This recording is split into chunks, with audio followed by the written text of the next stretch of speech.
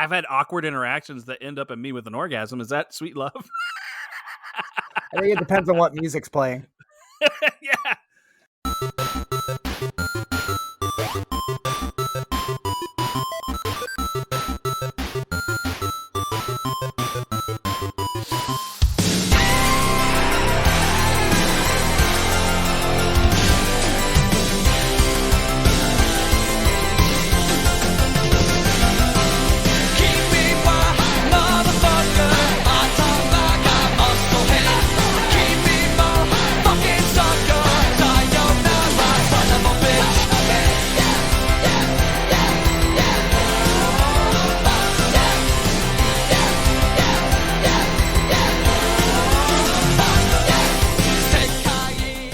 Do you love the movies? Did you love the search for the perfect rental on a Friday night? Did your parents have all the premium channels so you watched movies you had no business watching at a very young age?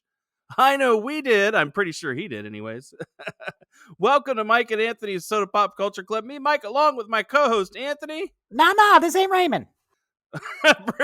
Bring our take on a classic movie every Monday from the 80s, 90s, and beyond, during which we will play the game and open up a 6-pack of favorite scenes. We also point out a couple of generic scenes as well. At the end of the show, we will rate the movies 1 to 24 cans. 1 can is lacking empathy for the dry-mouthedness of your girlfriend and being yelled at because you got her a glass of water to combat that. And 24 cans is drinking that glass of water in front of your parched girlfriend and empathizing with her dry-mouthedness. Biatch. Well, that's a fucking range right there. It is. It is. Wow. It is a range. It's a chasm. Before we get to all that, we want to let you know some things. We now have a Patreon.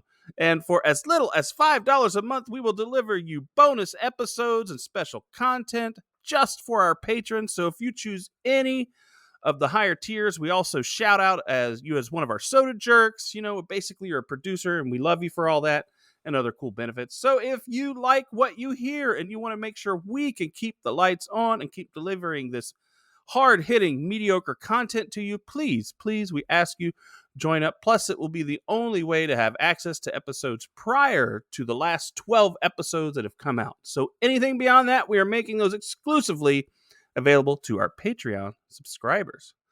And we do like to remind you, we still have our website, which is sodapopcultureclub.com, where you can check our episode schedule, buy some merch, make some movie suggestions, which also helps support the show. Just remember, if you want to make a suggestion and a request, use our Venmo and PayPal and send us $25, and we will do what you want us to do.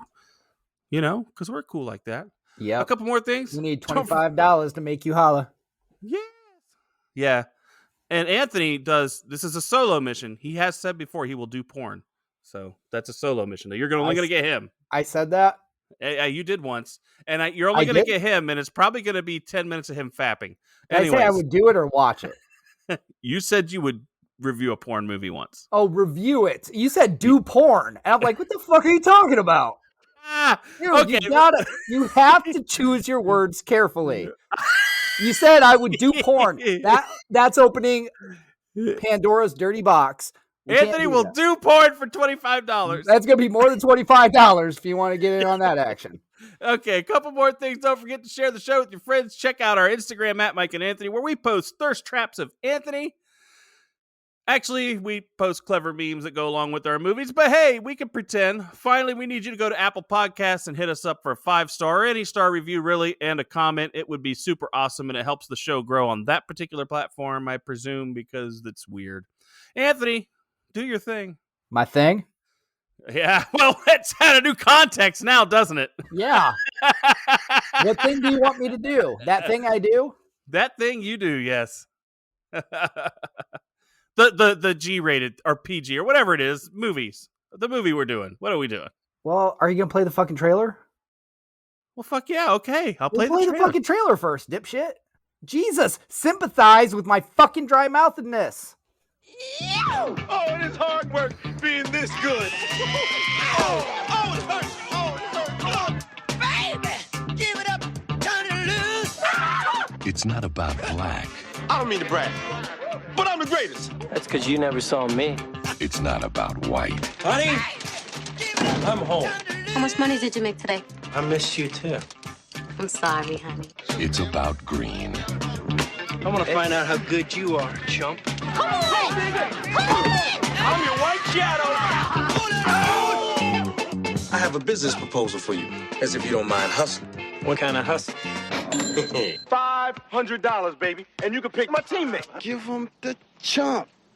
You mean play basketball? Hey, pretty boy, I got something for you. Shut your anorexic, malnutrition, tapeworm having, overdose, Dick Gregory, Bahamian diet drinking ass up. Give me my money. I seen you hustle. Hey, I've never used no goofy white mother. Hey, who you calling goofy white mother? You goofy. 500 divided by 2. How much do you love me? I love you, infinity.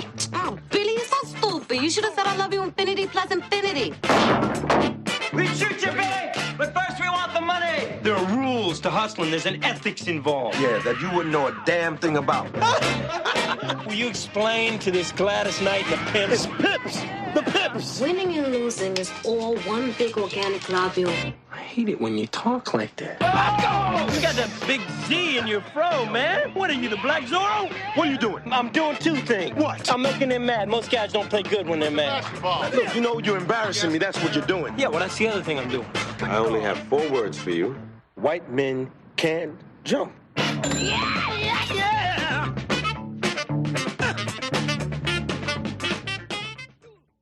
All right, that was fun. Yeah. That's fun. White men can't jump.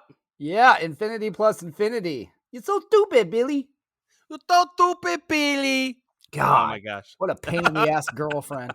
All right, here's our breakdown by the numbers, directed by Ron Shelton and starring Wesley Snipes, Woody Harrelson, Rosie Perez, Tyra Farrell, Kadeem Hardison, Dwayne Martin, and a couple sweet cameos from Gary Payton and Alex Trebek. White Men Can't Jump was released on March 27th, 1992, taking in $90.8 million at the box office against a $31 million budget. None of that went to the gold chain that Sydney was wearing, because that says Family Back Feud Dinners. It scores 6.8 out of 10 on IMDb and 77% on Rotten Tomatoes. Yes. Yes. You know, it did all right in the box office. I think it impacted culturally more than it did financially, but what do I know? I know nothing. You know, I feel like it was, to me anyways, because like the age I was at when it came out, I feel like it's one of those movies like kids wanted to see, but it was, you couldn't because it was R-rated. It's like Yeah. you had to get your parents to take you. Yeah, definitely. Yeah. I was, I think I turned 18 like right around the time it came out. When did it come out? Did you say? I don't know. It doesn't matter. I think 92. Yeah, but I think I turned 18 around the time it came out, so I was good to go. So I was fine. Oh, good for you. I was a big boy, unlike you. You obviously weren't a big boy. I still am not. And that's what all the ladies say. Hey. All right, do you want to play the game, man? No, but we can. All right, we're going to play it.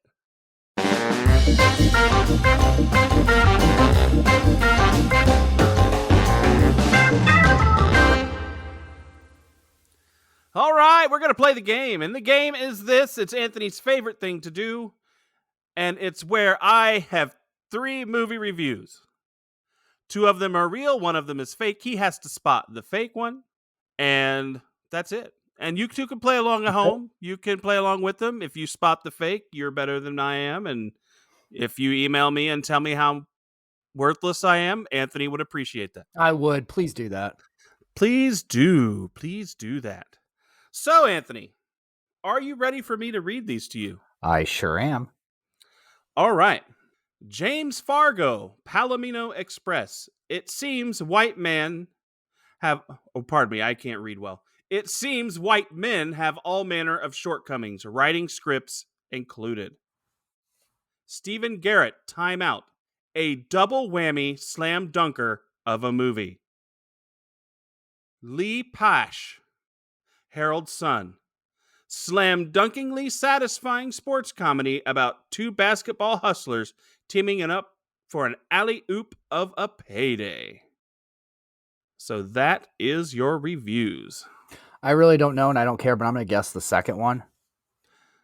You're guessing Stephen Garrett of Time Out, a double whammy slam dunker of a movie. That's what I'm guessing. Why? So you don't have a reason why? Is anybody that's going to throw in double whammy?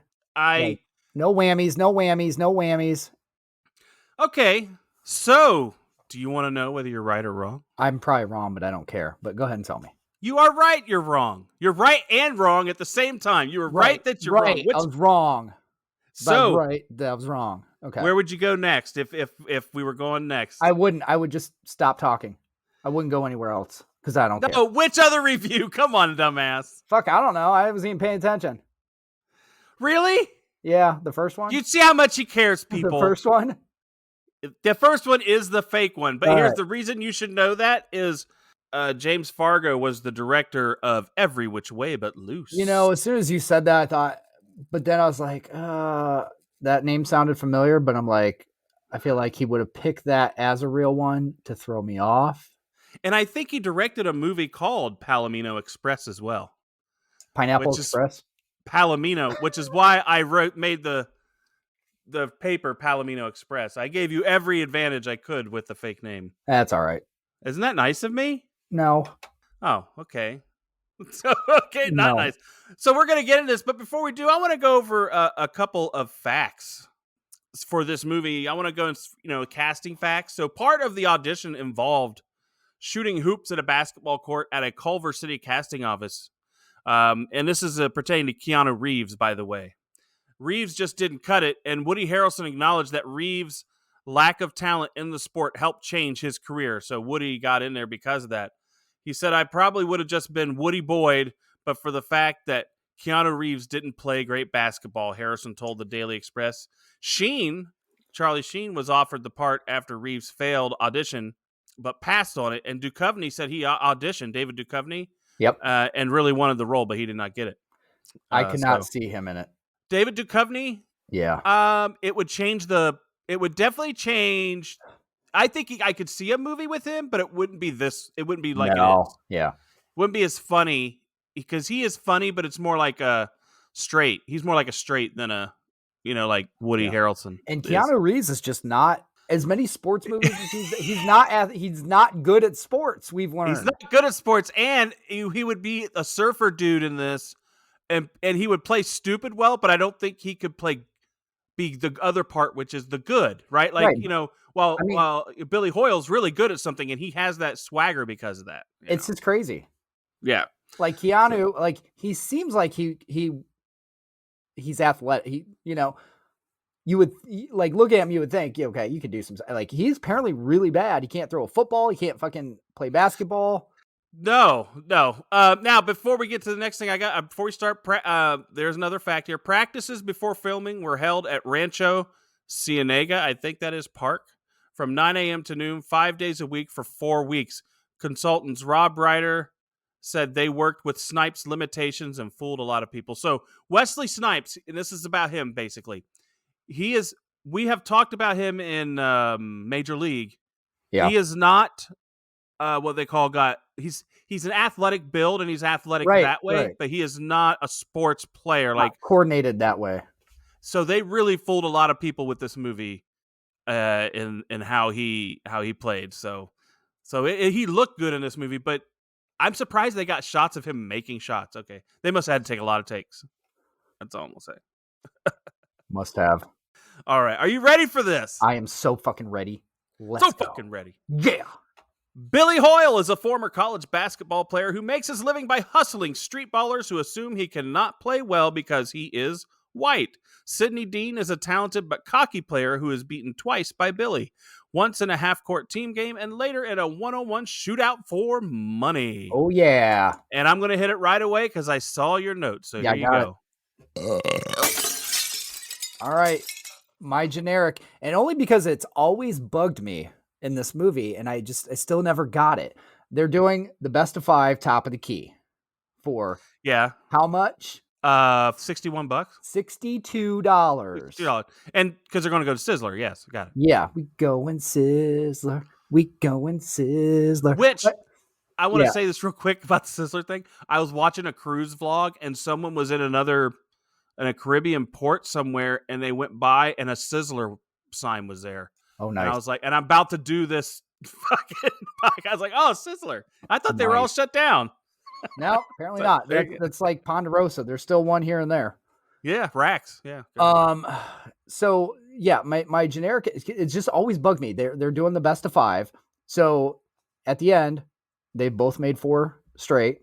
Billy went first, and he makes the comment, fact is, I missed this shot. I walk away and I'm still a chump. But they were tied at 4. If he missed the shot, Sydney would still have to make it to win. So it's just the way it's worded is like, if I miss this, it's over. Well, yeah, I it's think weird. I think what he's saying is that if he ties them, they get their money back, and that's it, right? But I think he's just basically playing it off that they don't tie. You go to overtime.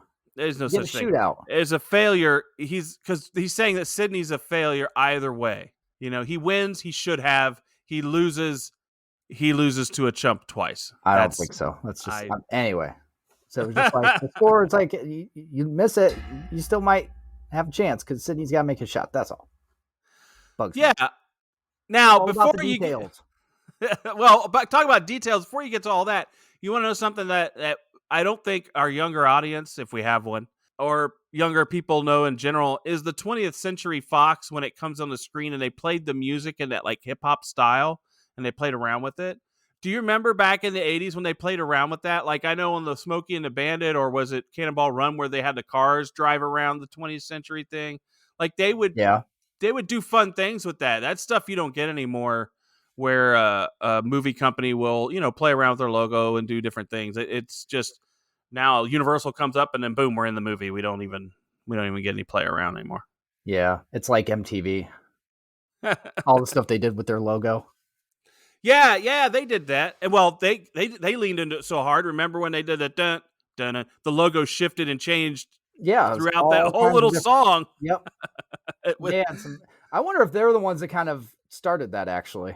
Well, I'm sure they obviously probably influenced style for younger generations for a long time because of just being in our faces for so long.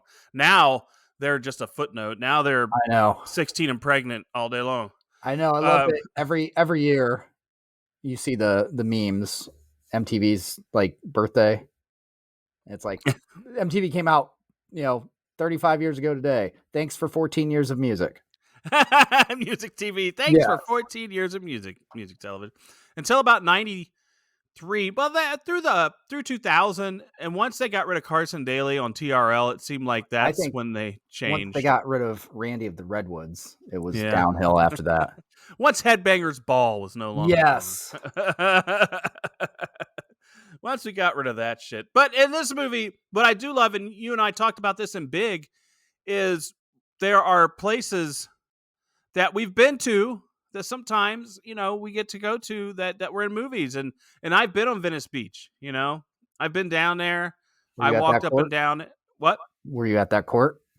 I don't know. I probably went by it. I never went on a basketball court, but I saw one and I didn't go to because I was, with my mother. But I walked up and down there. I know I was where those guys sang that song. Yeah. Where that little thing, I know I was there. So, because that is what it's like when you go there, at least when I did, there's all these people that set up stuff on the ground and try to sell it right there. And, there's performers and people doing weird things. So, but now, it's legal weed and stuff. And when we walk down there, got a contact buzz, just smelling the area because it was pretty pungent, might I say. We had a little bit of a headache later because of that too. Contact buzz. Yeah, that's what it was. Couldn't help it. I mean, I don't know if you've ever been to a situation. Well, you've been to those Insane Clown Posse concerts. I'm sure they probably smelled like a Reefer Madness video. No, not that I remember. Every time I go to a concert, I always smell reefer. I don't remember at an Insane Clown Posse concert ever smelling weed, but I'm trying. I mean, I've smelled weed at concerts for sure. Yeah, but yeah, I don't remember. I just personally don't remember where I was, having smelled weed at an ICP concert. I don't know why. Yeah. Well, I'm surprised because maybe they're dropping acid. I mean, maybe it's different. It's because all you can smell is Faygo. Is that a thing? Yeah, it's like a big thing. And with ICP, you didn't know that? Why would I know? Am I a juggalo like you? They, throughout their whole concerts, they shake up bottles of Faygo and spray it into the crowd and do super soakers with it. It's like their thing. That's their thing. Faygo Cola or Faygo Pop. Yeah. Fucking It is. Gotta Oh, go. You gotta go on We gotta YouTube. go to an ICP concert. Yeah, I'm a little too old for that now. Are you? Yeah. Do I need to get one of those little ICP tattoos? Don't you have one? No. I do know some people that do, though. You don't have any tattoos that would be Not associated with ICP? Okay. No, I mean, I'm surprised I don't because some of my friends got them in school. I'm surprised too because I know that. Yeah. That's why I'm like, are you sure you don't have something hidden and you forgot? I got something on my butt cheek. I just never look at my own ass, you know? Exactly. I forgot it was there. Okay, so I want to get into this game. So they're on the court and they're playing, and I thought it was weird that they go to Billy to find out the score. Like, why aren't they keeping their own fucking score? Why did they some random dude sitting on the bench like, hey, what's the fucking score, man? Yeah, ain't you paying attention? Like, no, not my fucking game. That's what I would say. I'd be like, hey, fuck you. Yeah, they're winning. You're losing. Suck it. That's what I would say. That's kind of mean, though. 15 love, bitch. Yeah. I'd throw something out random. Yeah, but I just thought that was weird. They would ask a random dude in the thing. Yeah. You know, I think he was just picking on him because he looked like a white chump, as he would call him. That can count. That can count. Yeah. Oh, do you think that is stereotyping? I'm going to pick the white guy because he can count. And it's the black guy doing it. This movie has those undertones, though, doesn't it? It has those stereotype undertones. Well, not even under. They're there. They're just there. They're there all fucking way through it. Another thing is when they're playing the game and they're about to get back into it and his girl shows up. I thought that's a hilarious part to me. But what's really funny is the baby's outfit. Yeah. Did you see that baby's outfit? That was glorious, man. That's something that someone now would dress their kid in. It's like the best dressed person in the movie. Yeah, the baby. Hey, you know something? Don't make the baby look like shit. I've been cruel. Oh, yeah. It's interesting. I'd like to know where that baby is now. Ooh. Like, it's 30 years. It's been been 30 years. In a major motion picture. Yeah. You were like on the screen, man. Like the kid from the Nirvana cover all over again. Oh, no. Yes. So I got a question, though. Like, when they're throughout the movie, how do you feel about the make it, take it rule playing pickup basketball? I hate that. Now, I saw your note here, and I hate that. I've never liked playing like that.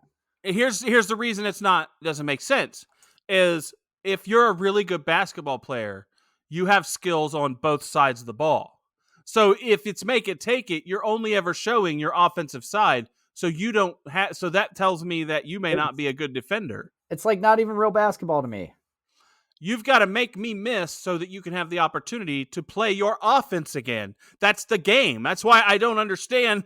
Like that's how basketball was designed by its creator. Is that if I make a shot, then you get to take the ball and then try to make yours. If I stop you, then hopefully, if I get the ball back, I get another opportunity. See that's you're right. I've never understood the make it, take it rule. I don't like it. I always thought that, and it's funny. After I watched this, I always thought of that as a West Coast thing. I don't know. Maybe it's everywhere. I don't know. But I never, when I was playing growing up, we never did that. Yeah, make it. And give me a chance. No, it's called make it. Then I play defense, and you suck enough that I get another chance. That's how it works. That's like there's no. I'm not giving you a chance to score because I want you to beat me. No, I'm letting you try because I know I'm better than you and you're not going to get to anyways. See, that's the confidence they need. Like that. That's how you play. It's how you play the game. It's how you play the game. Oh, so you were talking about the shooting and them having to make the shots. Now, one of the things I didn't like about this is I hate double rims. Have you ever played on a double rim? Oh, hell yes. I always hate how hard they are. Hey, you got to be good. I mean, well, with double rims, it's like one of those things. A bank shot is nearly impossible on a double rim. It's gotta like be good. Got to hit it right. I get that, but a bank shot you could at least get them in there. But with the double rim, I think because of the way that when you get those angles, it can just touch that second rim and pop it out. You got to be good. That's not about. You got to be good. that situation on a regulation rim, you could be excellent and be horrible on a double rim. So to me, that's not true. Michael Jordan probably would have problems on a double rim because he's so fine-tuned for a single rim. Think of it that way. Oh, yeah. The only person I could came see down to the courts. Took him to the hole, baby. Wait, he came Took him down to the hole. and he said, "Why don't you join the summer leagues?" I said, "No, that would fuck my game up. Fuck up my game, and we can't have it. We can't have that, Billy Ho." There's guys that say that. There's guys that say that shit. Oh God, I can only like when this movie came out, like everybody was playing basketball, quoting this shit nonstop because this is who everybody wanted to be. Yeah, it's who everybody wanted to be. It's who I love it. So, and what I do love is Billy when he's like, I'm feeling lucky. The birds are singing. I'm the lucky, but I ain't Irish. I ain't Irish, so you figure it out. And then at the end, he's like, "It's so hard. It's so hard. Goddamn work. Hard goddamn work. Making something this pretty look like a chimp." Yeah, and he makes he sings it, but I love that he jawed them the whole time. They jawed at Billy the whole time, and then they get a little butthurt once he dropped a couple of those daggers, though, didn't they? Like they're all cool saying, all the shit they were. Then once Billy dropped a couple of those daggers in the hustle comment, they were like, "Oh shit!" Like they weren't quite as happy anymore with all this talk. So, but I'm gonna give my 6-pack here. I'm gonna give it 6-pack, and that is this whole opening. I think it just built a world for us right away. That was pretty cool. I like that. Like it was so, like you said, everybody wanted to live this opening section at, on the playground. That's pretty much what it was. Oh yeah. And I love that. So I'm going to throw my 6-pack as well. All right. I'll hit it. Billy, his character, like I identified with him so much because like I grew up playing I like had a basketball park right across the street. So every fucking day, I was playing basketball. And so we had and I was one of the youngest kids there. There was like a couple of regular groups of guys that would go play ball there. And, they're in their 20s and 30s. So I was kind of like the Billy Hoyle because not because I was the white kid or anything, but because I was like the youngest one. So it's like you're in Ohio. It's not kind of like people didn't think you could play. Yeah. But you had to be good or you sat. Yeah. You had to get in the you game. did. So I loved playing basketball. I played so much basketball back then. You wouldn't know how much. Oh, I played more than you, I bet. You'd be surprised. No, I played every fucking day. I played in the snow. Hey, man, I played so much. Ask my wife. Ask my wife where I would go every day because she would teach gymnastics at the Y, and I was playing basketball. Every single day. All right, so I want to give a fact out here about some the mama jokes. While Shelton had a page, and I believe Shelton's the director, had a page worth of mama jokes, he asked the actors to bring their own. Everyone seemed up to the task, particularly Kadeem Hardison Jr., who called Biz Markie for help. Biz Markie, the rapper. Yes. The jokes that were considered the best by the cast didn't make the final cut because Shelton wanted to avoid an NC-17 rating. But do you have any Yo Mama jokes? Because I went and found a few and made up a couple, type of thing. Do you remember the MTV did that show, Yo Mama? Yeah, I do remember, but I never watched it. With Fez. Yeah, I never watched it, but I know what it is. So I've got some jokes. I guess since you are not coming hard with the jokes, I'll come with one. Yo mama's so fat, you don't live with her, you orbit her. How's that sound? Wow. That's mine. I made that one. This one I did not make up. Yo mama's so stupid, she put airbags on her computer in case it crashed.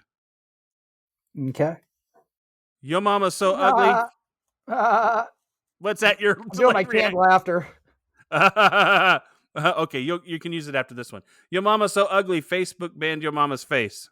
No, I'm not going to for that. Because that one's mine. That's why you won't do it. I know. Here's one for you. Your mama's so poor, Nigerian princess wire her money. And this one's mine. Your mama's so dumb, she thought Hunger Games was a cooking show. There you go. There you go. Oh, boy. You know what?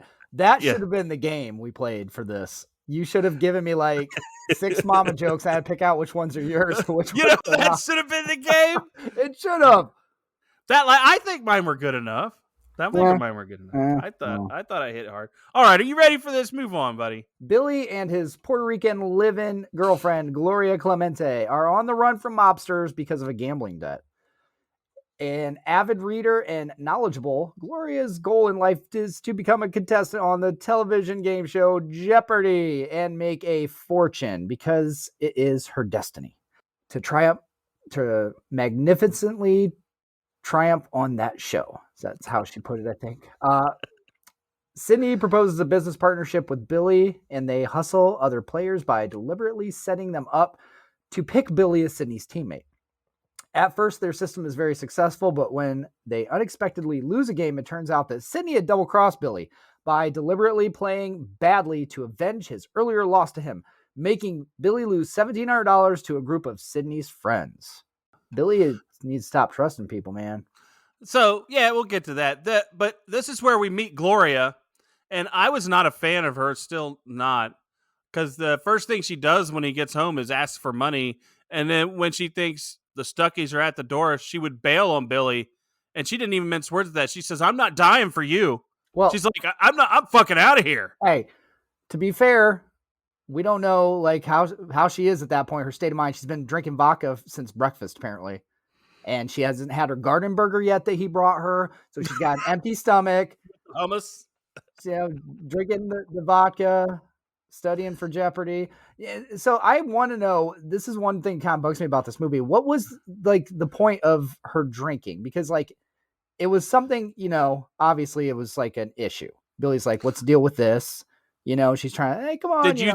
And then later when they go to get the money back, she's with Sydney's wife and I ain't gonna give you the money back and all this. But it started, they were going to have coffee and it turned into alcohol. Wine. Yeah. There's an issue with it. Apparently it was something that like, why did you include that if you weren't going to flesh that out a little bit more? Because it seemed like there was something going on with it. You know? I didn't find anything in the facts that I had seen that said any other storylines were cut out. But you're right. That is interesting. And the whole thing with her is interesting in the fact that she's and I said this before to you, I think when we were talking about we're going to do this, I said she's the reason that he had to try and get involved with the Stuckies because she didn't give back the car, didn't pay them for the car she got. Pay for the car. Yeah. So she's the whole reason she gets him in that trouble, and she will bail on him because she fucked him over. And then now we see she might have a drinking problem, and she has this delusional thought that I'm going to be on fucking Jeopardy, which why in the fuck do you think? Yeah, you're smart, but that doesn't guarantee you shit. They make you take a test, all that shit. Of course, but she knows 12 foods that start with the letter Q. A quince, and a quiche. What other? Quahog. Yeah, the clam or something. Is that what that was? The oyster or clam or something? I'm not, hey, I've learned something from this movie. That's about all. Oh, man. Oh, yeah. That's all we learned from this movie, pretty much. Quaker Oats is another one. Just going to say. That they could have put in there. No, that's a brand. That's not a food. Well, it's a brand. Now, I didn't put the fact in here. Oats are the food. It starts with O. Yeah, but you could say this brand of oats, blah, blah, blah. They do that. They do that all the time. I watch a lot of Jeopardy. Right, but that's not the category. It's foods with the Q. But they could say a food brand is a food. They could. It's a whole new fucking category then, dipshit. But that being said, they eventually, like 7 years after this movie aired, did this exact category, or was it 10-year anniversary of the movie? They did this exact category the way it was on the show. Yeah, that's awesome. In real life on Jeopardy. So you got to pay attention. You got to pay attention if you're watching that Jeopardy. I do watch that. Now, I will say this. When they get into the hustling, I'm a big fan of another movie we're eventually going to do, and it's a Martin Scorsese film. It's called The Collar of Money. Have you ever seen that movie? I have, yes.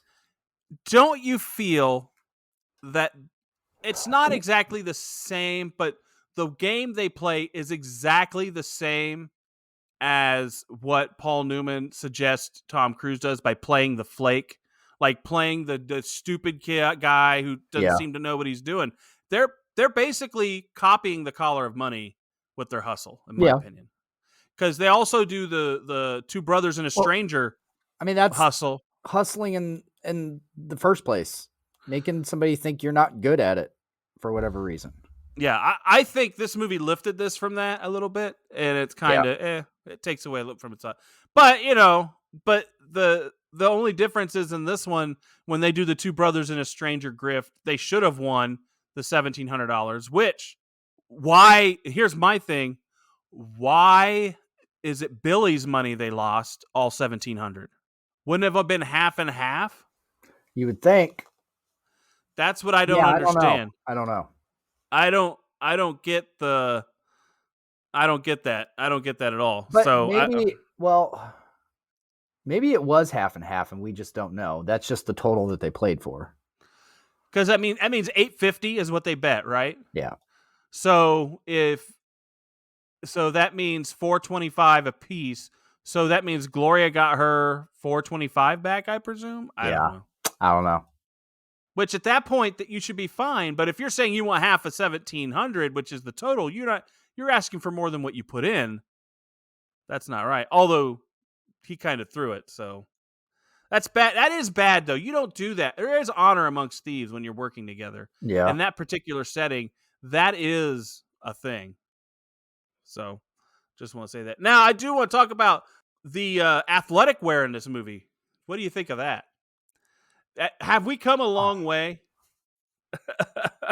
Yeah, we have. But like the parental advisory shirt, that's classic. I love it.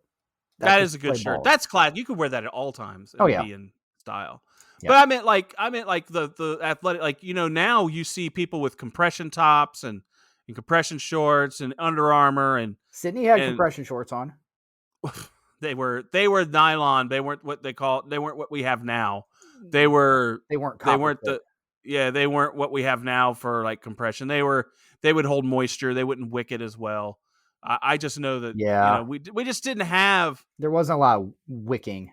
Moisture wicking wear, but it's strange how we didn't have all that, but somehow we still played sports. Oh, I know, it's crazy. Like, how did we do it? It's crazy. Well, you think about it. I have these shorts that are nice and moisture wicking from Under Armour that kind of stretchy, but aren't compression. They're comfortable.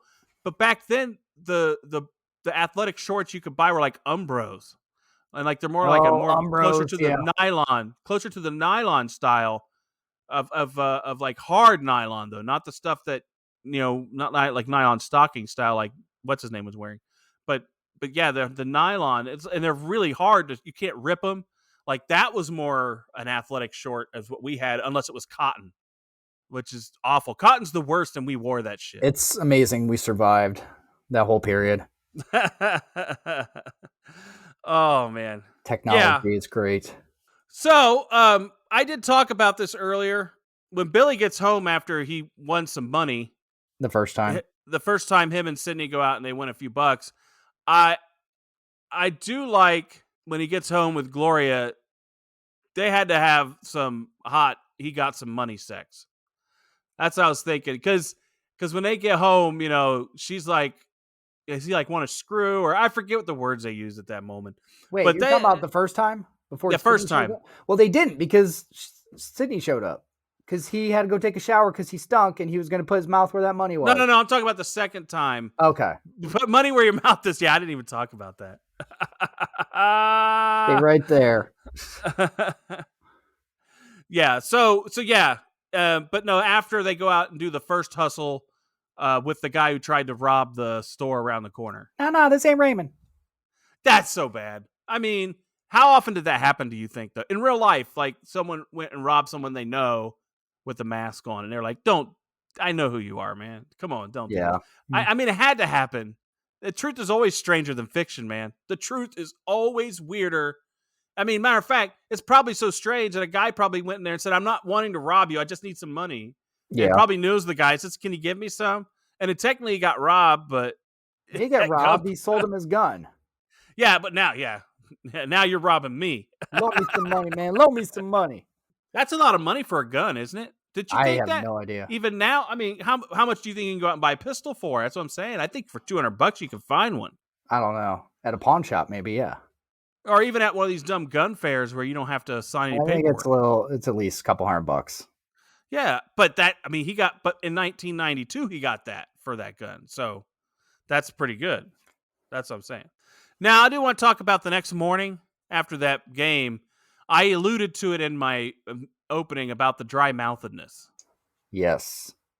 What do you feel about that whole situation? Shit. Fuck that shit, man. I Billy understand. was right.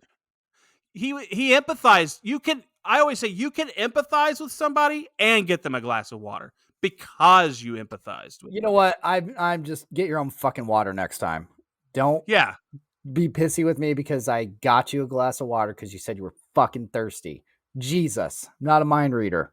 Yeah, she says that she was trying to argue that it was a way of controlling a woman by just solving the problem and doing, like it was like that. But I argue that it's the other way. She is exuding control over him because his reaction was to serve her.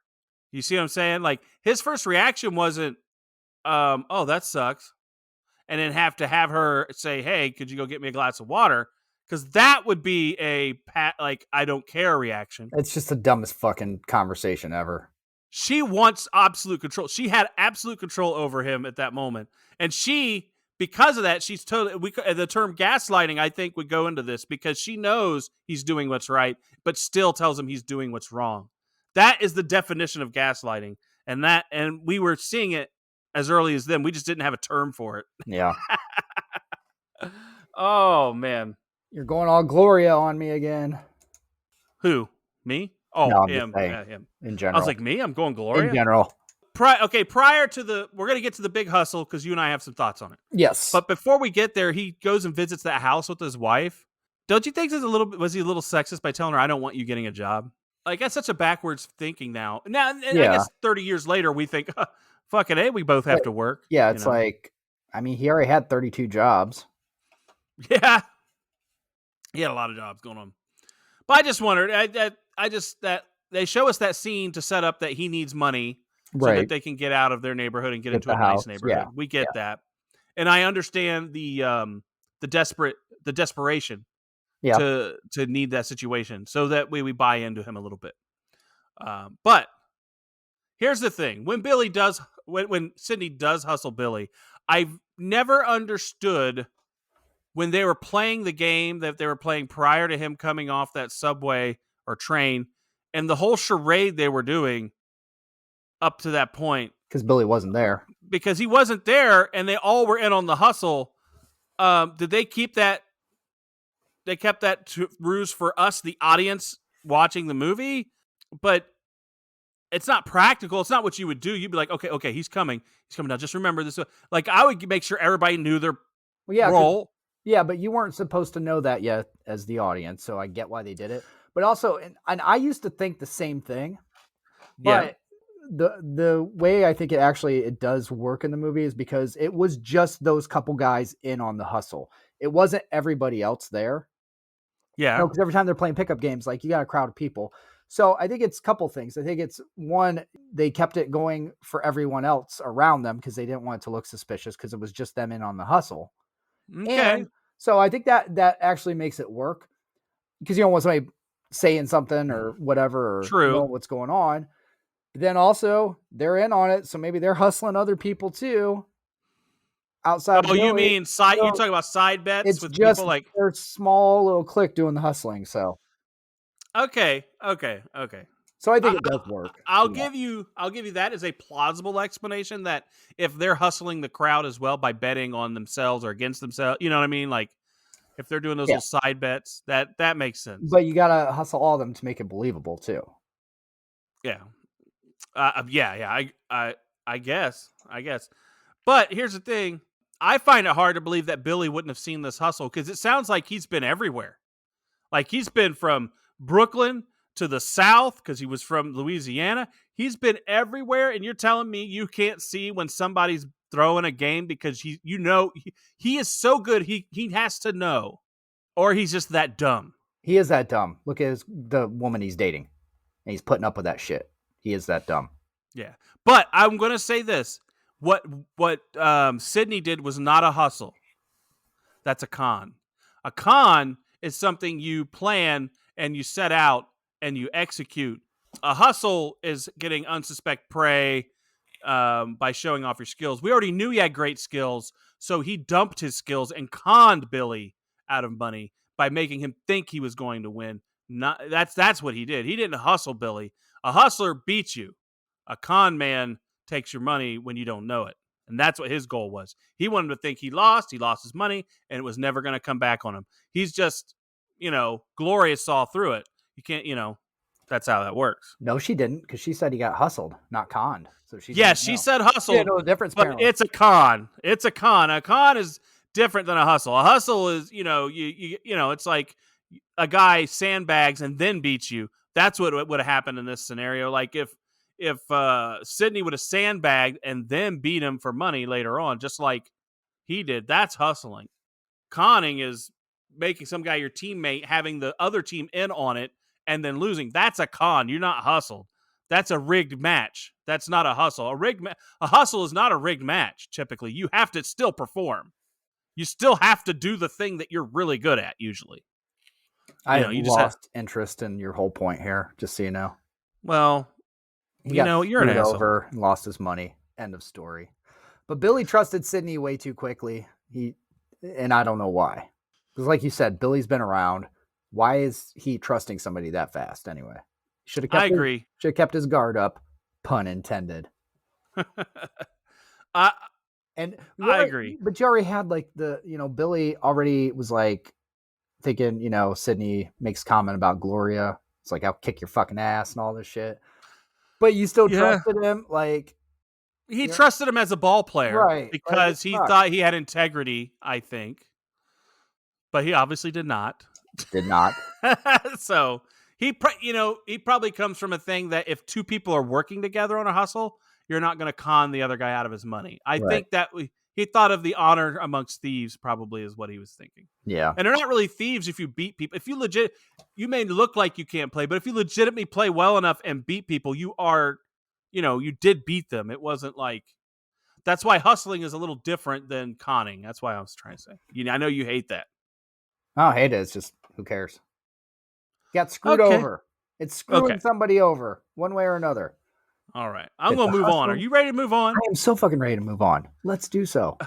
Sydney and Billy team up and win a tournament and the grand prize of $5,000, largely due to Billy's ability to disrupt his opponent's concentration. Billy's most notable claim is that he is in the zone, a state of mind in which nothing can distract him. Sydney is pleased with the outcome, but he cannot help mocking Billy about his inability to slam dunk. Billy insists that he can indeed dunk, and after Sydney clearly disagrees, Billy offers to bet his share of the $5,000 on his ability to dunk. Billy fails and squanders his share. When he tells Gloria, she leaves him. Desperate to get her back, Billy goes to Sydney for help. Sydney reveals that he has a friend who works as a security guard at the TV studio that produces Jeopardy, giving Billy an opportunity to get Gloria on the show where she wins a lot of money. All right. You have a six-pack right away? I do, yes. The very end of the tournament, I love that they just won $5,000 and they still can't be happy and not fucking argue. You got the whole, why didn't you dunk it? Why didn't you stuff it? You've been dunking on you all day. Billy, shut the fuck up. The delivery of that is awesome. It's my favorite line in the movie. Shut the fuck up. That's a great one. I do like that. That's an amazing line. Now I want to hit my I'm going to hit my six-pack because it's kind of part of what I'm about to say. All right. And that's at the end of the zone. I love how Billy says he's in the zone and he calls that one guy the Black Zorro because he got the Z in his fro. The Z in your fro. Yeah, I love that. But what I don't understand is at the beginning of this movie, Sydney and his little friend wouldn't shut up with the nonstop insults and showboating. But now when Billy gets in this zone, it's all of a sudden a problem. Like, he can't sit there and talk like they do. They obviously did it for the same reasons. I don't understand why he's not down with this. I'll tell you why. Especially with Flight and Willie. I think Sydney knows He knows who they are. He knows who you can talk trash to and who you can't. Yeah, I think that's part of it. But Billy's really good. That's why Billy's he does just going off on everybody like a dipshit. And I think Sydney knows these are not people you want to fucking do that to, because there's people you talk trash to. It does not work well in your favor because it's going to make them play better. Yeah. So I think that's part of it. I think it's also part of Sydney doesn't want, like, it's distracting him more. And there's $5,000 on the line. Yeah. So I think that's part of it too. I love, you know what? When they get that little argument where he does take him to the side, though, I do have a note here where he says, "I'm not listening to you," and then Billy's like, "But you are hearing me. But you are hearing me because of the we didn't mention it, but the Jimi Hendrix can't hear Jimmy." I never understood that. Like, you can't hear everybody can hear Jimmy. Jimi Hendrix did not have a white rhythm section. He had a white bassist and a white drummer. Well, damn band's white except for Jimmy. That didn't change till much later, till right before he died. He brought in I thought Billy Preston was in his band, and he brought in a bassist that he was a friend with. So he changed that later on, but most of his albums that we think of were all with the white rhythm section. So if you want to know, I know my music. Sorry, I can't remember the names though. I gotcha. But here's the thing: the audience that's watching their match loves it. Everybody's like riveted by the fact that he's just laying into these people. I just love it. And I love their bickering. Like you said, they are winning and they're doing great. And they still like, why didn't you pass it? Or why didn't you shoot it from there? It's like they were successful on the play, but not the way the other one thought they should be. You'd rather look good and lose than look bad and win. Yeah. Yeah. He'd rather, that's awful. That is awful. That is awful. All right. So now the bet. So they've won their money. This is a sad thing to watch because Billy obviously has Marty McFly syndrome. Yes. You can't call me chicken or I'll fucking go off, right? And Marty McFly's hat. Yeah, he did, didn't he? Yep. Oh, yeah. It wasn't shiny, though. It wasn't. The Marty McFly's, I think, had a little bit of a sheen to it. Very similar. But the coloration was very, very similar. It's almost like we were meant to see that. What did you think of this whole Marty McFly situation? Well, I'm just going to say, Billy, I think, should know by now if he can dunk. He should be self-confident. I'm saying he's like, you can dunk or you can't. So I'm not going to put up $2,500 to prove that I can do something to that see I know if I can't can fucking do. Like, I know my limitations. Can I jam on a 10-foot rim? No. He can. He must have done before. He just couldn't at that moment. Now, 6-pack time, though. All right, here you go. This is where Billy wearing pumps. I'm going to pump you up. Every kid's fucking dream shoe back in the day. I'm going to get a pair because they do have them out again. You're going to get the Reebok pumps? Fuck yes, I am. Such a gimmick, too. Such a gimmick. It's awesome, though. I don't care. I want them. I will say prior to that, though, I will give Sydney credit. He actually did, for a moment, try to do him a solid and say, Billy, just let's just go home. Yes. But then Billy had to push in on him. Put your mouth where that money is. Just go home to Gloria. Yeah, he was cunnilingus and just keep your money. Yeah. I do like a couple things here. Sydney saying the name of the movie in the movie. White men can't jump. Yeah. But I always thought, and I don't know if Billy, I have a note here about Billy, was it low-key racist that he lost his money and he lost his money because of it? Do you think the racial tension was a reason as much as just two guys making a bet about dunking? Like there's some racial tension there? Because he said white man can't jump, and Billy probably feels he has to show like... Well, Billy's already done the whole, a black man would rather look good, and lose than win and look bad. So yeah, I don't think, we could definitely... That's what I'm saying. Do you think he's losing? Do without that part. So I'm saying, I think that's the low-key racism that he keeps showing, and he loses his money because of it. This is fucking idiot. Oh, man. I think it's more just Billy's, like you said, Marty McFly syndrome. Don't tell me I can't do something. Let's talk about Gloria again, because he's going to go We home. have because, to. well, okay. We talk about Sydney first. We know what he did when he got home. Oh yeah, he knocked Yeah, some boots. he got that hot sex that They we were did. talking about earlier. Yeah, they did all romantic and shit. You got the champagne, and it's man, that was. They made the sweet love down by the fire. Is that what that's called? Have you made sweet love before? I've had awkward interactions that end up in me with an orgasm. Is that sweet love? I think it depends on what music's playing. Yeah. Oh, Jade. Anything Jade? Oh. Little Casey and JoJo. Smooth operator. But her reaction. Go ahead. Speaking of music, I gotta tell you. So I was at the dentist. 2 days Okay. ago. Yeah. Okay. And I'm like getting my teeth worked on. Yeah. You know, they've got the music playing. Fucking Michael Bolton comes on. Oh, And, like, yes. Let me tell you something, okay? I don't mind the dentist. Michael But Bolton. if I gotta fucking listen to Michael Bolton, what song? fuck, I don't know. I'm his soul One of 'em. provider. One of his shit-tastic songs. I like Michael Bolton. I don't. I mean, I don't mind him. He's not. He has a unique voice. I didn't mind him until that no lane. talent ass clown started winning Grammys. It's a great fucking movie. That's a great fucking movie. Now, I don't know why we haven't done that yet.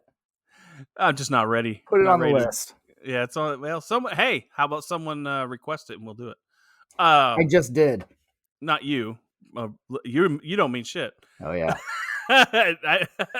So, I love Gloria in this because her reaction is she says that money was mine to keep the both of us going till Jeopardy calls.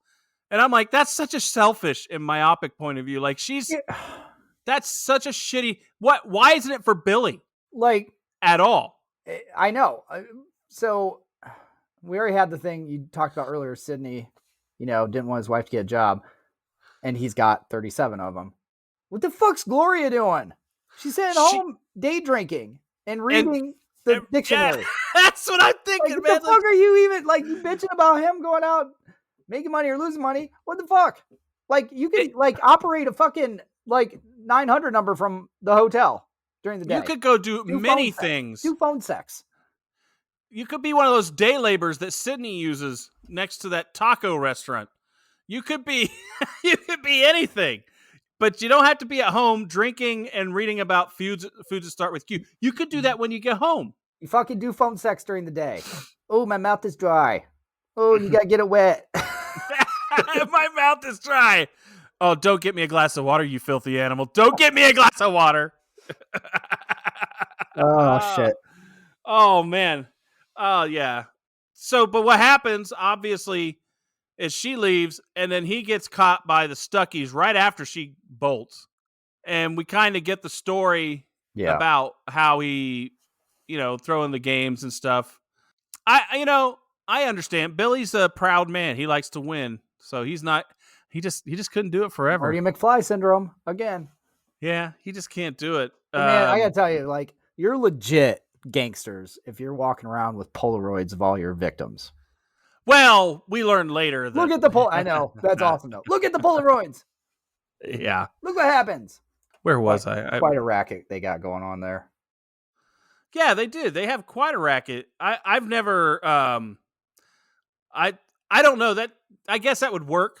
I don't know. Back then, now you just pull out your phone and be like, and swipe, hey, check this one out.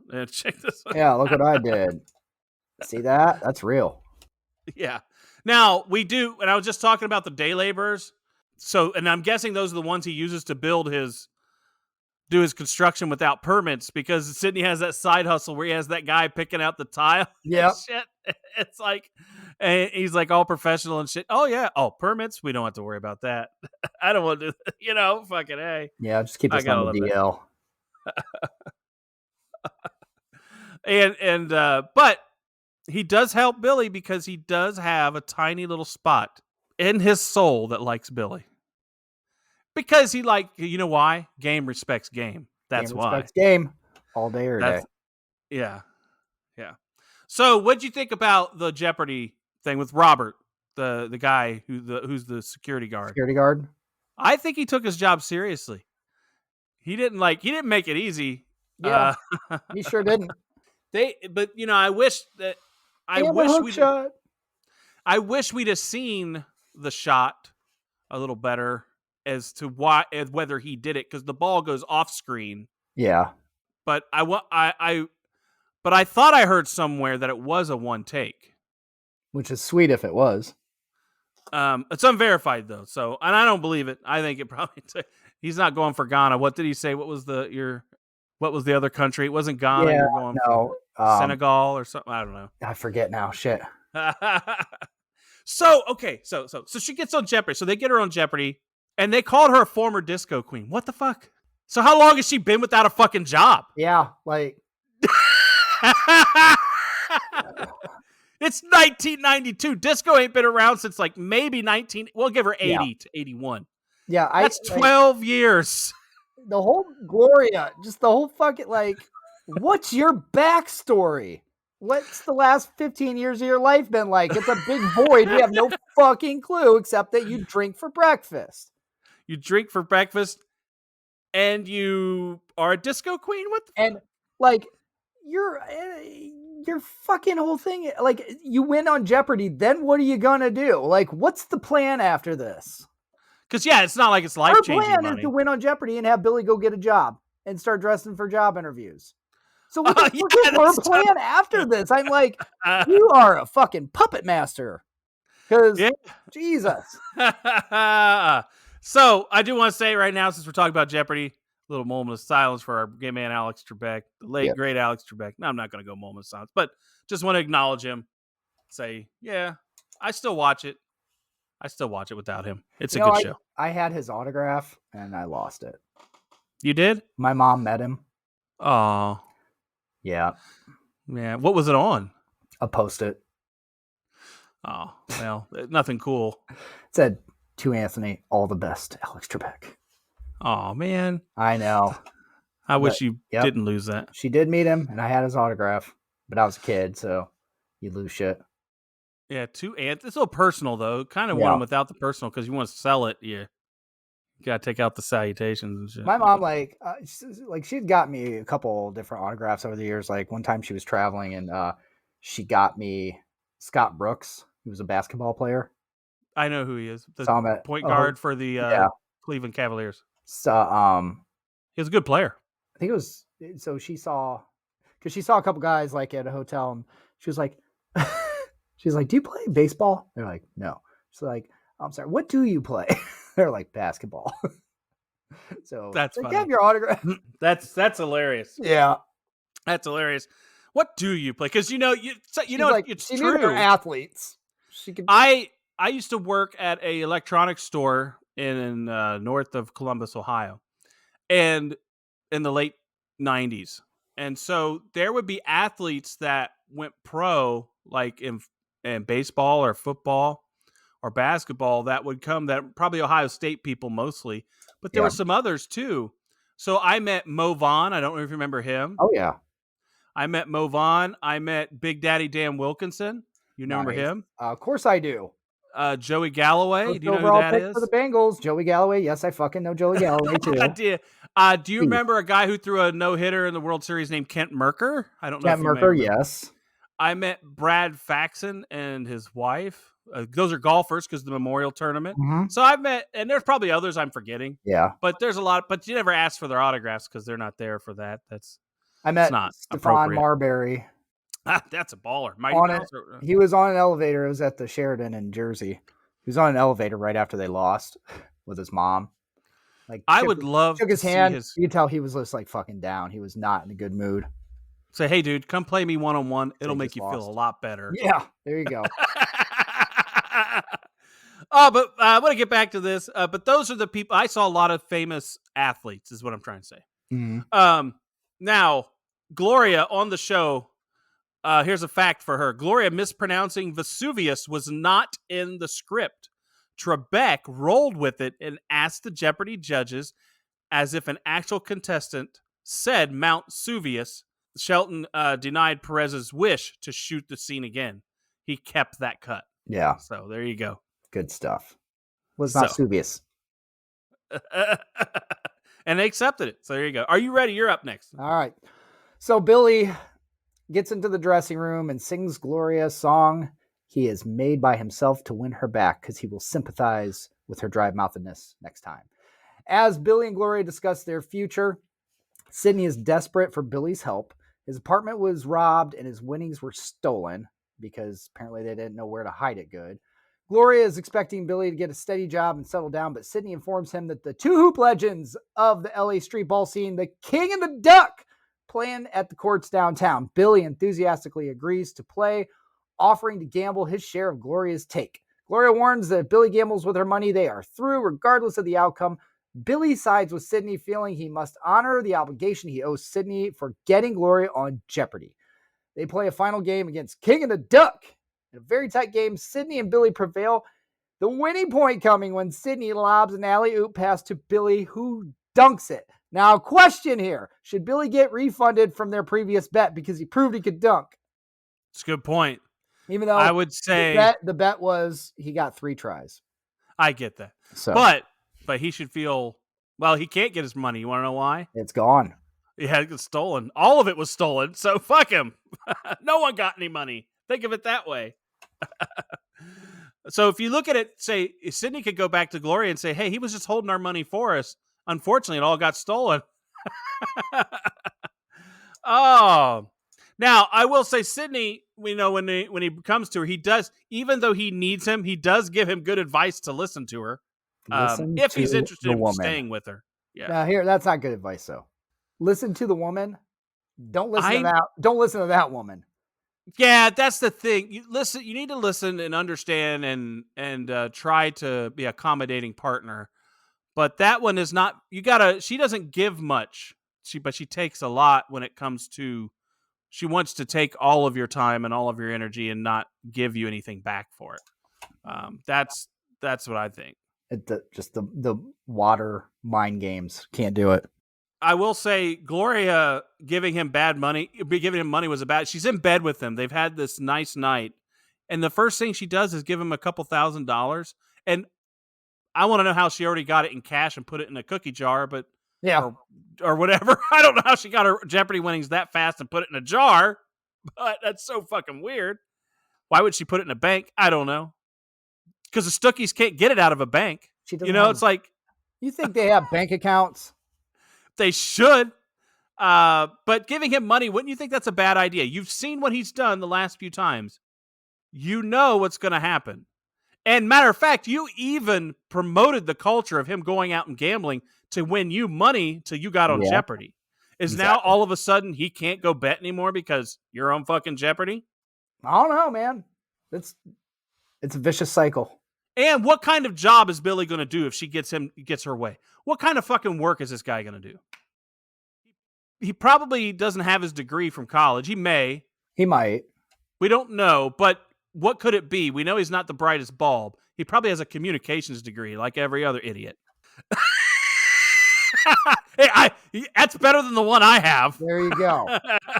That's fuck off. Just fun. Hey, if everybody knows, Anthony has a communications degree. I was just throwing shade. And I'm going to communicate. Has a physical fitness degree. I'm going to communicate right now. Fuck off. No, he probably has. That's what I learned. He probably has a degree in TV or physical fitness or something like that. Health and wellness. Now, I will say, I'm surprised that they couldn't get a hold of Sydney. Wouldn't you think Sydney would have a beeper if he needed to get a hold of him back in this day? Because this was beeper time. Right. This is pre-cell phone. When he needed to get back a hold of him, I was surprised that they didn't have him have a beeper or something, because that seems like that would have been a natural fit for this time period, in my opinion. I don't know. Since he's got all those jobs, people gotta get a hold of him. I mean, he should have one for each job. He should have 3 beepers, honestly. He should have one for the construction, one for his hustle, and he should have who knows? Beeper belt. A beeper belt. There are people who did that though. They'd have 3, and then the numbers would come in. Those are mostly drug dealers, but mostly. and this is the point where we're going to get into this discussion. It looks like you have a note here, so I do. This will be a discussion. So this is the point where, so she's like, you do it if you say that you're fucking out of here. And I'm like, why doesn't he just say, hey, remember how you got onto Jeopardy? I got that for you because Sydney helped me out and we hooked you up. And in return for me helping you get there, I have to do this. This is what I have to do to pay this debt back. Why didn't he just tell her that rather than sit back and just let her railroad him out, unless he wanted it to end? But go ahead. I can tell you why. He can't tell her he helped her get on the show because she believed it was her destiny. He tells her that he intervened and made that happen. He might as well get her another fucking glass of water because she's thirsty. That's the problem. She's fucking thirsty. You don't fucking say or do the right thing because she's gonna turn it around and destiny. But destiny is has a different way of playing out than you might think. If you believe in destiny, him getting you on the show was maybe you had to get to that position to where he did that. How Gloria's mind works, and we already know that. Okay, you fucking know that. You know that if he does the right thing or says the right thing or tries to do the right thing, it's going to be the fucking wrong thing because she's going to make it the wrong thing. Because she's gaslighting him. She knows it's the right thing, but she wants him to think it's the wrong thing so that she can yell at him. That's it. Yes. She's a gaslighter. She is the gaslighter. She's a dick. Yeah, that's true. That's true.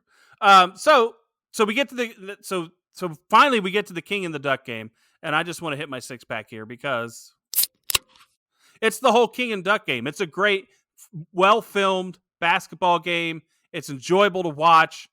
We end as we began, and I like it in that way. We got something we really love at the end to bookend what we really loved at the beginning, and there were some problems in between, right? Yep. But yeah, we really like that. But my question is, why was there so much money exchanging hands on the side? Did everybody know this game was going on? Was that just prop betting? Like, because during the game they're exchanging money. Like are they like, okay, I'm betting they're gonna get 5-2 before them, and like, are they just losing money on shit like that? I got 20-1 odds the white kid dunks it. That's a prop bet. Or he's gonna make 3 jump shots before they do a layup. Maybe that was one of the prop bets. Something like that. Because that was weird. That was see money exchange during the game. You figured they would have done it all. It says Duck breaks his hip because those guys were older too. They were supposed to be. You know how a grizzled veteran basketball player in street ball is a little different than they're harder to beat. They are tough because it can be more physical in street ball. And those games were, when you watch that, I bet now if a kid now were to go back and play in a game like that, the way they were physical, they would be like foul, because now you're not even allowed to touch a player. You can't hand check. You can't lean into them. Like, they've made it to where that's why they'll shoot 53 pointers in a game, because the math works out right. That if I make 30% of 53 pointers that I attempt, and the other team tries the same 50 and I can hold them to 28%, I'll probably win. Mm-hmm. It's all about math now. It's all about math. It's not about getting the guy out of your way and beating him to the basket. That used to be I'm just saying that's a little more poetic than what we're doing now. That's my opinion. Yeah, it's I sound like a get off my lawn type of guy, but it's back in my day, we played real basketball. Back in my day, you could go pelvis to pelvis, and it wasn't a foul. We would body up, and then we'd get that old ball in the peach basket. Yeah. All right. Are you ready for this last section? It's my turn, right? We called it The Rock because it was a rock. We played with rocks back then. Give me the rock. All right. All right, go ahead. Returning home happy for having doubled the share that Gloria gave him of her winnings, Billy is crushed to find that Gloria has kept her word and left him for good. Thank you. The mobsters who are after Billy track him down and he pays off his debts.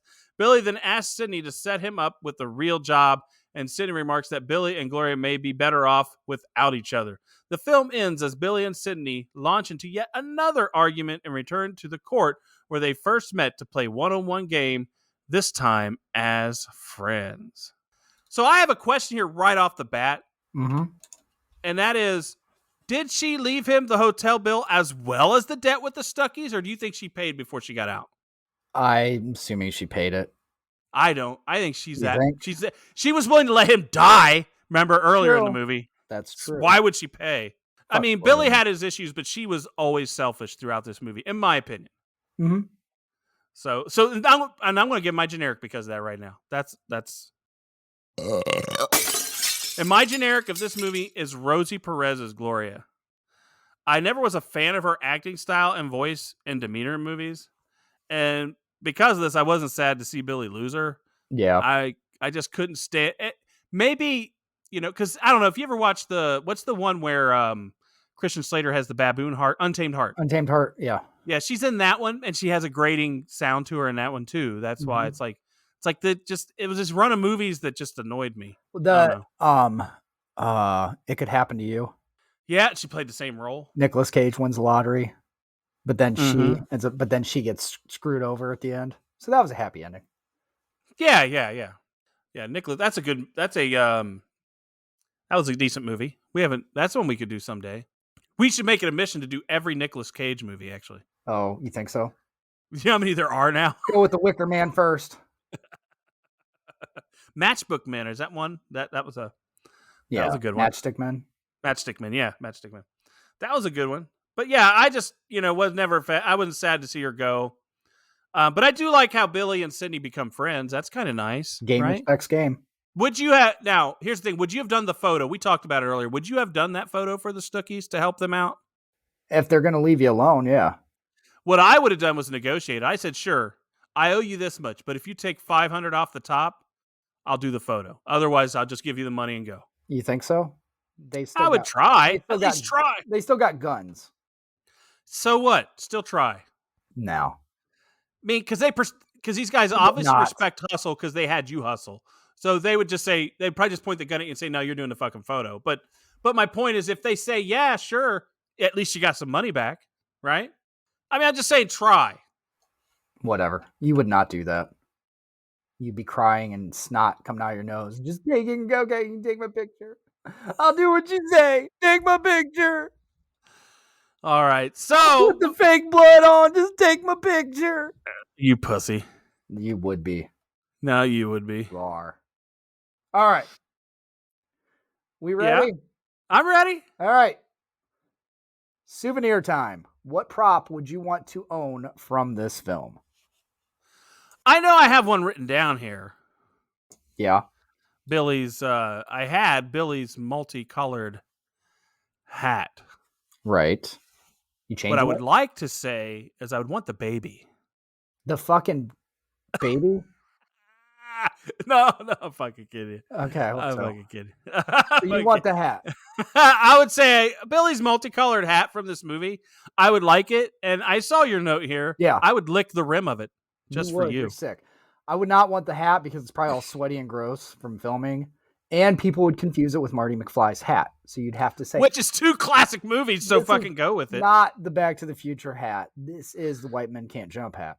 So, yeah, no, can't do that. But I would want Billy's basketball. Yeah. And I'm sure they use several in the filming, but one, he's like when they throw him out of the van and throws, here's your pistol, Pete, or I just thought of an item that I should have said I wanted. Okay. And that is when he comes home without the money, he has the trophy. Oh, the trophy from the thing. Yeah, that'd be a good one. How about the cookie jar of money? Well, if the money's in it, but I doubt. Or the swatch of tiles that the guy's picking from at the taco stand.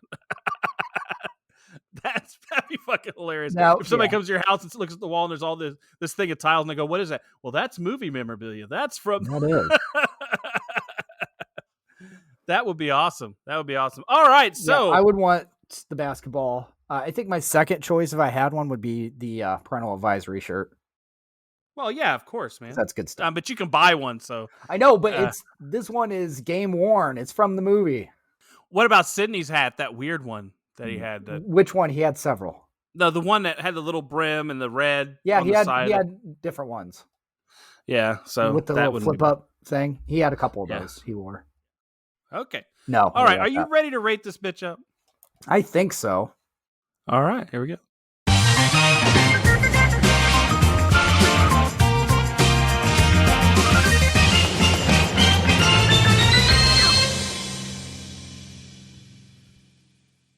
This was a huge movie my senior year in high school.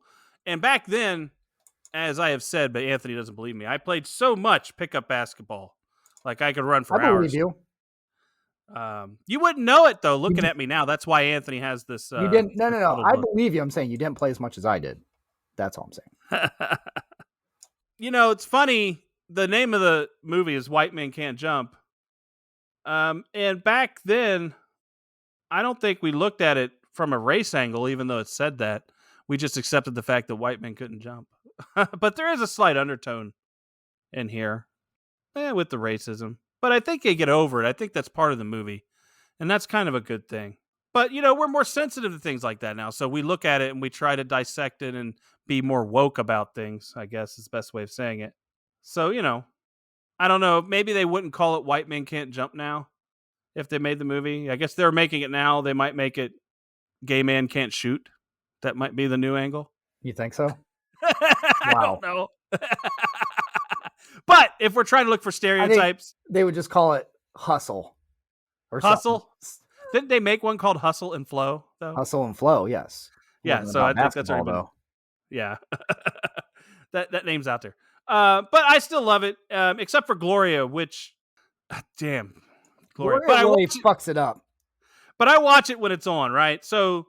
and the movie just flies by. So it's not like it's a hard watch. It doesn't really die. So for me, I'm going to give this one, because of Gloria, it really hurts it for me, 18 cans. Okay. Wow. This is it's funny because this is probably one of the hardest movies to rate that we've done. Mm-hmm. It really is, because I loved it when it came out. And the points I will give it is basically for the basketball. Oh yeah. The basketball scenes are great. Love it. And that's why I love it. Gloria is just like the fucking tick on your balls throughout the whole movie. And just oh God, no. And yeah, there's a lot of shit you're watching. There's some cringeworthy stuff in it for sure. We've got the racial undertones. Not cool. Yep. But again, as far as the basketball stuff, I love it. And that's why I loved it back in the day so much. Yes. So I'll give it 16. All right, so yeah. Again, so you knocked it like I did. Because I think watching now, there's so much stuff I don't like in it, and it could have been better.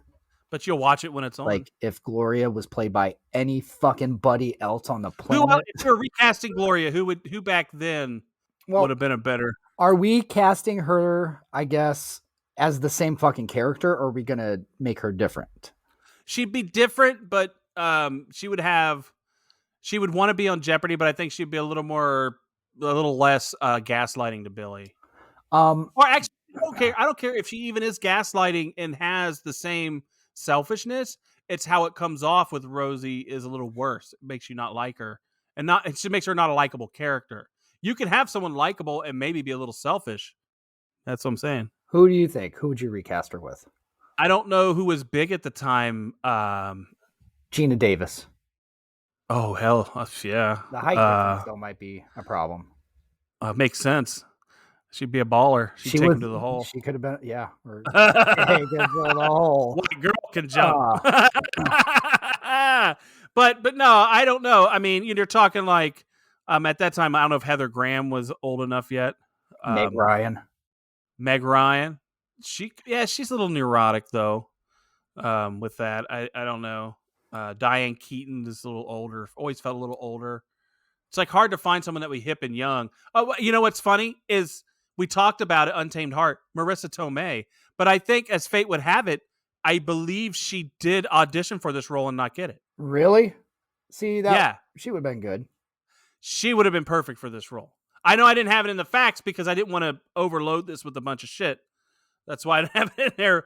But I think that's one of them as one of the people. So to me, Marissa Tomei, that's probably who. At that time in 92, because you're talking she had My Cousin Vinny. She had the movie Only You that came out a couple years later. She was in the middle of her time, and she probably would have nailed this out of the park. And it would have had she'd had the likability, but still could be a prick, I'm guessing, in that role. Yeah. You know who else would have been good? And I know this is going to be a left fielder. Molly Ringwald. You think so? I think she was still in that point where she could play at that point, but I wouldn't see her in this role. I don't know. Molly Ringwald. No. I got that. Ali Sheedy. I mean, we can go the whole cast of Wow. Breakfast Club. Anthony Michael Hall. Yeah, they all could be in there. Oh, somehow he could be Billy. He definitely couldn't be believable as a dunker. Well, this was before he like turned into a full-grown man and was a quarterback in Johnny Be Good. So that is true. Hey, so this movie, where is it at? Where are we at? It's 17. Obviously. 17, yes, is the average. We are so My Girl was 17.25. It is a better movie than this. Over the Top 16.75. So yeah, it's a worse movie than this. There's some bookends. That's actually quite good. Let's see. Do we got good any, rating system there working for us? Do we got any like flat out 17s? We may not. We may not because you always give your fucking decimals. That way we're not always right on top of each other. You wish. Yeah. Ooh, we're not tasty. Okay. So Empire Records 17.5. Ooh. Empire Records better. I don't think for so. Sure. I do. What did I score Empire Records? You fucked that up. You gave it 14. Oh, well, yeah, I was right. Okay. Dick. Okay, yeah. Stupid Let's see. That's not better than this. Hey, I'm consistent. We've got to have a fucking like 17 on here somewhere, and we don't. It's because you don't suck. It's your fault. You think at least one of those fucking Fast and Furious movies would have been a 17. Oh, screw that noise. Oh, man. All right. Are you ready then? Yeah, why not? All right. We'd like to thank you for listening. We also encourage you to join our Patreon so you can get some of that bonus content and other fun stuff. Remember, you can go to sodapopcultureclub.com for all things related to the show, including your chance to make movie suggestions. And our episode schedule is there as well. We are also on Instagram, Facebook, Twitter, and we do have a Twitch channel that sometimes operates. Now we want to give you a little tease as to what next week's movie may be. See if you can guess what it is.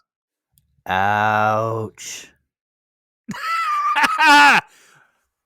Either we're doing a beloved child's movie or porn. One of the two. Hey, wild card. Ouch. Maybe we could do a mashup. A mashup. Oh, I'm sure there is one out there. That's something we have not done. We should go back and look for titles. We should look at porn ripoff titles. Porn ripoff titles of some of the movies we do. White Man Can't Hump. That's what I was going to say. White Man Can't Hump. You got it. You and I had to say it. Oh. That's so fucking weird. Our brain shouldn't work that way. Anyways, as always, we thank you for listening. Anything else that you have? Yeah, Jurassic Cock. Oh, I'm just looking at the movies we've done. Big. We can just leave that as is. Big. Just that's funny. Yeah. So Toy many. Story. As is. Oh man. Oh yeah. I mean, we have some movies coming up that are perfect for it. So we do. So there you go. You'll have to stay tuned for the next one for that, though. And thank you guys for listening. Peace out.